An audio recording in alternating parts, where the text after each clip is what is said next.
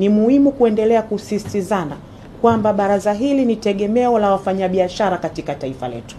Ndio tegemeo la kuleta usuluhishi katika sekta yetu ya viwanda na biashara. Kwa hiyo kwa misingi ile ile ambayo imeundwa kwa ajili ya baraza hili, na ndio misingi ambayo nina uhakika mnaishi chini ya mwenyekiti wenu, basi na sisi tunaendelea kuasisitiza ni muhimu kuendelea kulinda misingi ya baraza hili ya kuwa huru, kufanya kazi kwa weledi na kufuata sheria, kanuni na miongozo ambayo ipo. Sisi tunategemea, kwa sababu biashara haisubiri, biashara ni wakati.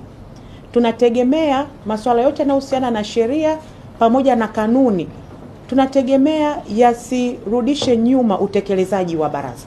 Yaani kama mnahisi kuna kanuni ambayo inahitajika, basi tunategemea mtaenda mbele ya wakati kuhakikisha kanuni hizo zinapatikana na sisi tunazipitisha ili kuendelea kuboresha utendaji kazi wa baraza.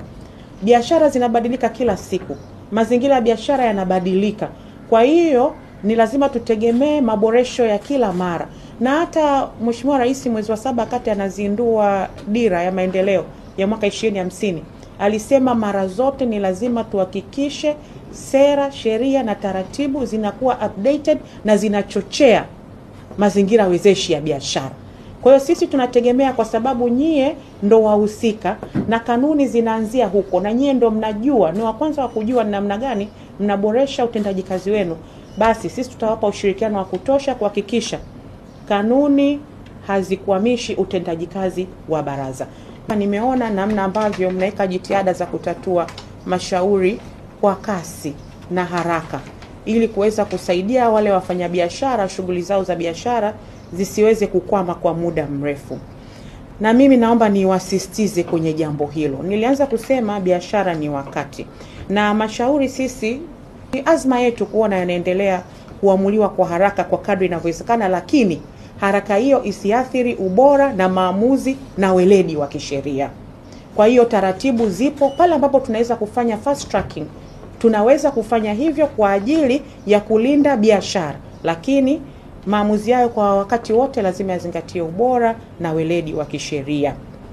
Nimefurahi sana mmeanza, na nimeona hapo mmeanza huo mchakato wa case management filing system. Sisi tunapenda kwa kuanzia kwenye miji mikubwa ambayo tunajua biashara zinafanyika sana: Arusha, Mbeya, Mwanza, Tanga.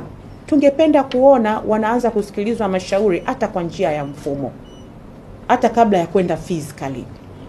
Tunataka wafanyabiashara warahisishiwe, kwa sababu sisi taasisi zetu ni taasisi zinazohudumia watu, na njia moja hapo ya kufikia watu kwa urahisi ni teknolojia. Kwanza, wengi hapa pia mna majukumu mengine, itaturahisishia, lakini tutapunguzia gharama wateja wetu. Tunaenda mbali zaidi ya hiyo case management filing system, tunaweka mifumo ya kuweza kufanya mashauri kwa njia ya kidijitali ili tuweze kufikia na kurahisisha utoaji wa huduma.